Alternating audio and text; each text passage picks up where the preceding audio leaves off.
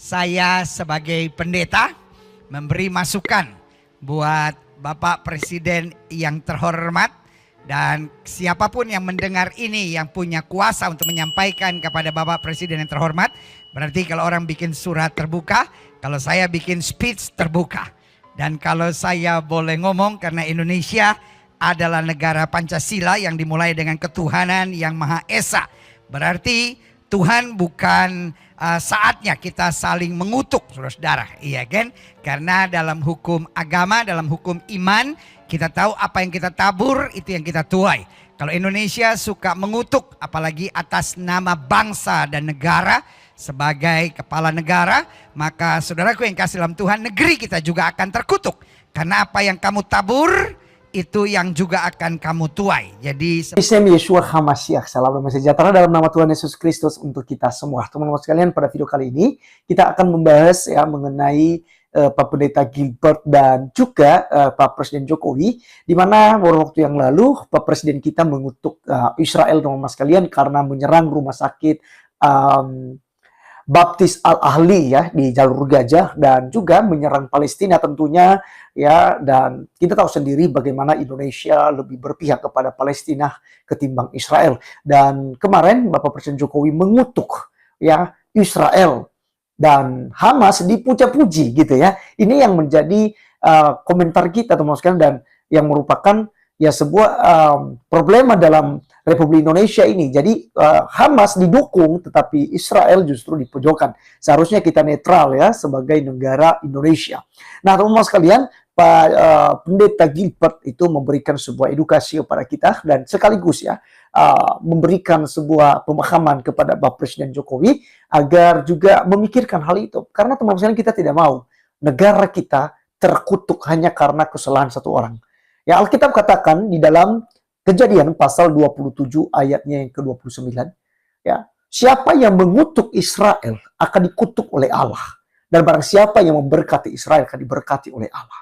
Karena mereka adalah umat pilihan Tuhan. Dan ini ada beberapa para ulama juga yang kita udah bahas kemarin, ya, itu membenarkan hal itu, bahwa Israel adalah negara super, negara yang dilindungi, diberikan kenikmatan oleh Allah SWT menurut mereka. Dan teman-teman sekalian, ya, kita orang Kristen apalagi sangat mengimani hal itu. Oleh karena itu, sekalian, mari kita langsung saja untuk mendengarkan khutbah daripada Bapak Pendeta Gilbert Lumaindong berikut ini.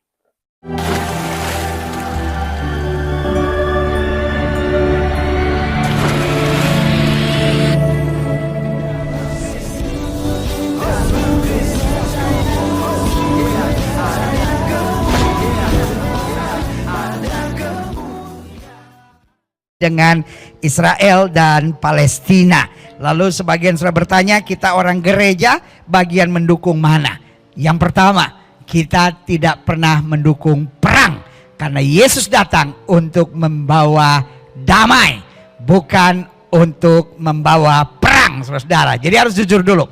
Kita harus tahu dulu, anak Tuhan tidak bagian dukung mendukung, bukan bagian kutuk mengutuk. Itu sebabnya saya sebagai pendeta memberi masukan buat Bapak Presiden yang terhormat, dan siapapun yang mendengar ini yang punya kuasa untuk menyampaikan kepada Bapak Presiden yang terhormat. Berarti kalau orang bikin surat terbuka, kalau saya bikin speech terbuka. Dan kalau saya boleh ngomong, karena Indonesia adalah negara Pancasila yang dimulai dengan ketuhanan yang Maha Esa. Berarti Tuhan bukan saatnya kita saling mengutuk, saudara-saudara, iya kan? Karena dalam hukum agama, dalam hukum iman, kita tahu apa yang kita tabur itu yang kita tuai. Kalau Indonesia suka mengutuk, apalagi atas nama bangsa dan negara sebagai kepala negara, maka saudaraku yang kasih dalam Tuhan, negeri kita juga akan terkutuk. Karena apa yang kamu tabur itu yang juga akan kamu tuai. Jadi sebagai hamba Allah, silahkan, ini hanya masukan. Apakah mau didengar atau tidak mau didengar, yang penting bolehlah saya memberi masukan. Karena sebagai hamba Tuhan, saya akan memberi masukan sesuai dengan apa yang saya mengerti. Jadi jangan kutuk mengutuk, ya kan? Dan juga jangan dukung mendukung. Kenapa? Karena dukung mendukung berarti Indonesia mendukung peperangan, ya kan? Karena kalau mengutuk Israel, mendukung Palestina berarti ayo perang terus sampai ada yang kalah, gitu. Nah, jadi harus kita tahu juga, ada yang bilang bahwa tapi Indonesia menolak segala bentuk penjajahan karena itu mendukung Palestina. Kita harus jujur dengan diksi-diksi yang ada. Palestina tidak terjajah. Karena Indonesia waktu terjajah modalnya cuman iya kan? Modalnya cuman apa sih? Bambu runcing, saudara. Bagaimana kita bisa bilang Palestina terjajah? 1.500 lebih rudal, saudara. Iya kan? 800 pertama Israel diam. Hello? Itu yang namanya terjajah? No. Ini perang, saudara. Perang terbuka. Dan kebetulan yang memulai perang ini, yang mengirim roket pertama adalah Palestina. Israel bilang stop. Karena kalau kamu terus kirim, bos, 800 roket, bos. Coba aja sudah bayangin kalau Timor Leste tiba-tiba kirim 2 aja. Ribut. Tidak ada satu negara pun yang dikirim 800 roket akan diam. Apakah Israel harus lenyap dari muka bumi demi atas nama kemanusiaan? Come on. Kita mendukung kemerdekaan, berarti ini adalah perang terbuka. Dimulai dari persoalan dari 20 kepala keluarga di Sheikh Jarrah yang dia tinggal di sana, tetapi tidak punya de jure, de facto-nya dia tinggal. Tetapi tanah itu adalah tanah dari pemerintah Yordan waktu itu. Sehingga sekarang Israel sebagai negara demokrasi dan negara hukum menghadapkan pada mahkamah. Dan jangan pikir setiap kali ada persoalan dengan orang Arab lalu Israel pasti menang. Tidak, saudara-saudara. Karena di Knesset atau DPR juga ada banyak orang Arab. Polisinya, tentaranya juga ada orang Arab. Yang di mahkamah juga ada orang Arab. Di pemerintah juga ada orang Arab. Biasa aja, mereka disebut Arab Israeli, saudara. Jadi ke mahkamah, 20 kepala keluarga ini tinggal di daerah Sheikh Jarrah. Lalu kemudian sebelum putusan turun, mereka berdemo di Masjid Al-Aqsa, kompleks Masjid Al-Aqsa.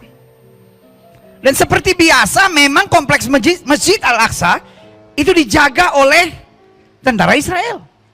Tapi hanya menjaga secara pasif. Menghindari dari kerusuhan-kerusuhan yang ada. Karena sudah ada kata sepakat antara Israel, Palestina, dan Jordan. Jangan mempolitisir Masjid Al-Aqsa. Di mana-mana tidak pernah boleh ada demo di tempat ibadah. Hello, itu peraturan dunia, seluruh dunia. Tidak boleh ada demo mengatasnamakan agama yang berlangsung di tempat ibadah. Termasuk di Israel Palestina, itu kesepakatan bersama. Mereka tidak boleh demo di sinagog.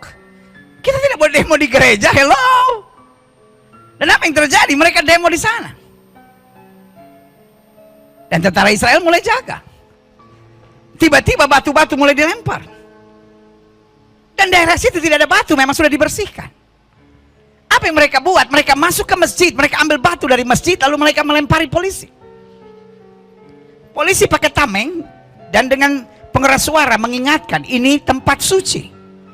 Ini tempat suci, jangan melakukan hal-hal yang brutal. Right? Pertanyaannya, siapa yang lebih menghargai tempat suci? Dan apapun yang saya bicarakan, saya tidak dalam kapasitas dukung-mendukung. Oleh anugerah Tuhan, saya berteman dengan Perdana Menteri Palestina Mohammed Shtayyeh. Fotonya bisa ditayangkan. Ini foto saya bersama dengan Perdana Menteri Palestina Mohammed Shtayyeh, Dr. Mohammed Shtayyeh. Nah, saudaraku yang kasih dalam Tuhan, saya cinta Palestina. Saya cinta Israel karena di atas segala-galanya saya cinta perdamaian. Dan sebagai hamba Tuhan, saya taruh di hati saya apa yang ada di hatinya Yesus. Dan saya percaya di hatinya Yesus tidak ada peperangan ini. Di hati Yesus hanya ada damai sejahtera. Yesus cinta Israel, Yesus cinta Palestina. Yang setuju sama saya katakan haleluya. Dan apa yang terjadi? Mereka ambil batu lebih besar, lalu mulai lempar. Dan kemudian karena wilayah Masjid Aqsa itu ada di atas, mereka mulai melempari batu ke arah Western Wall atau tembok ratapan. Dan di situ tentara Israel mulai memukul mereka mundur. Memukul mundur itu artinya mendorong mereka supaya keluar dari wilayah yang berdekatan dengan Western Wall, lalu diarahkan ke bagian pintu gerbang indah atau the Golden Gate. Jadi wilayahnya di sini saya gambarkan sedikit ya. Kira-kira di sini adalah tempat di mana mereka bisa langsung melempar batu ke Western Wall. Di sini adalah kubah emas, ya kan? Di sebelah sini, jadi seberangnya itu adalah Al-Aqsa. Nah, daerah sebelah sini itu daerah Golden Gate. Jadi tentara Israelnya mulai memukul mereka mundur ke arah Golden Gate. Itu harapannya. Tapi apa yang terjadi? Mereka lari masuk setelah mereka melempari batu melempari batu polisi dan tentara Israel. Lalu apa yang terjadi? Mereka masuk ke dalam masjid. Folks, masjid itu tempat ibadah. Pertanyaan saya, apakah mereka menyadari itu tempat suci? Kalau setelah mereka melakukan sebuah kejahatan, mereka justru lari masuk ke dalam masjid. Pertanyaan saya, setelah saya buat kejahatan apapun, saya tempelin orang, saya ludahin orang, saya tendang orang, saya lempar batu orang, lalu saya lari ke gereja. Pertanyaan saya, polisi akan kejar saya di gereja nggak? Pasti. Yang jahat bukan yang mengejar, yang jahat adalah yang bersembunyi. Karena itu tempat ibadah, bukan tempat sembunyi. Saya menggambarkan ini agar saudara tahu kebenarannya. Karena saya mau jemaat Tuhan stop dalam mendukung. Indonesia sedang banyak masalah. Jangan sampai gara-gara mendukung Israel dan Palestina akhirnya Indonesia pecah. Indonesia sudah cukup banyak masalah, teroris saja belum selesai, saudara. Apalagi saya dengar ada orang-orang yang siap dikirim ke Palestina, siap habisi Israel, siap habisi Palestina. Bodoh! Kalau memang kau punya hati yang demikian, beresin teroris yang ada di Poso dulu. Beresin pembunuhan KKB yang ada di Papua dulu. Itu dulu yang kita beresin.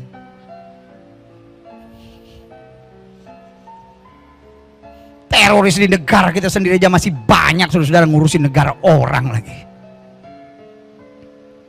Itu adalah perang yang sudah berlangsung ratusan tahun, saudara. Tugas kita mendoakan untuk damai sejahtera. Polisi Israel mulai masuk ke masjid, mencari mereka dan menyuruh mereka menghentikan. Karena ternyata di dalam masjid itu mereka jumpai begitu banyak batu yang dipakai untuk melempari polisi dan tentara Israel. Tetapi di dalam masjid kemudian ada propaganda live. Mereka sudah siapkan kamera-kamera, mereka siapkan handphone untuk live ke seluruh dunia, memberitahu bahwa tentara Israel menyerang mereka. Hello?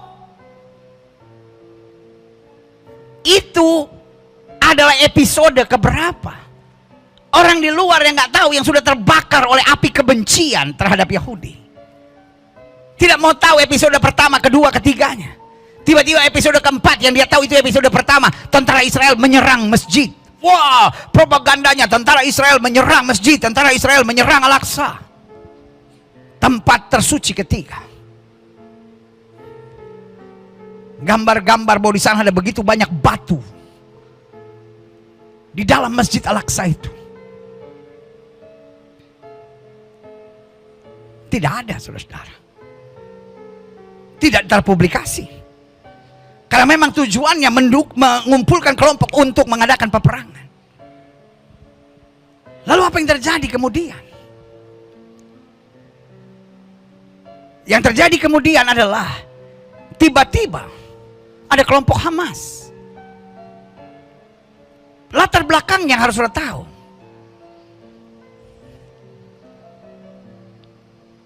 Palestina hari-hari ini sebetulnya terpecah dua faksi besar.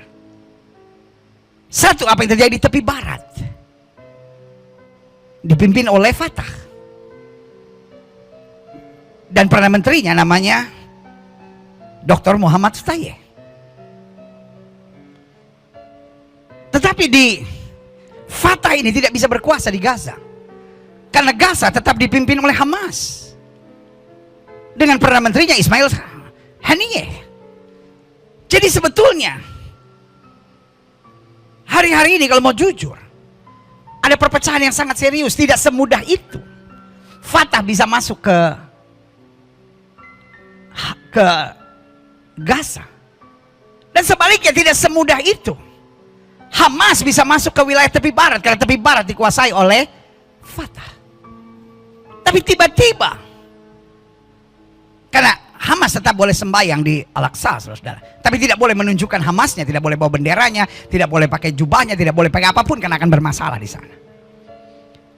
Tapi tiba-tiba bendera Hamas berkibar. Dan setelah bendera Hamas berkibar, tiba-tiba pihak Hamas memberi ultimatum. Kalau sampai nanti malam polisi dan tentara Israel tidak keluar dari kompleks Al-Aqsa, bukan masjidnya, seluruh wilayah itu namanya kompleks Al-Aqsa, saudara. Karena mereka udah keluar dari masjid waktu memberesi orang-orang yang melempari mereka dengan batu, dan beberapa ditangkap. Tiba-tiba Hamas memberi ultimatum. Hello, Hamas not even a country. Tetapi di belakang Hamas, kita tahu ada beberapa negara yang memang merancangkan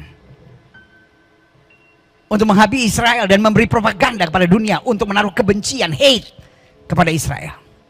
Sekali lagi saya bicara di atas mimbar yang suci ini, saya hanya bicara fakta. Sekali lagi, dalam nama Yesus, kita bukan bagian dukung-mendukung.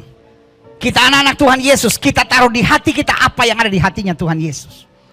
Dan di hati Tuhan Yesus yang ada damai, bukan perang, karena Yesus datang untuk mempersatukan yang jauh dan yang dekat dalam satu kata yang bernama anugerah dan damai sejahtera.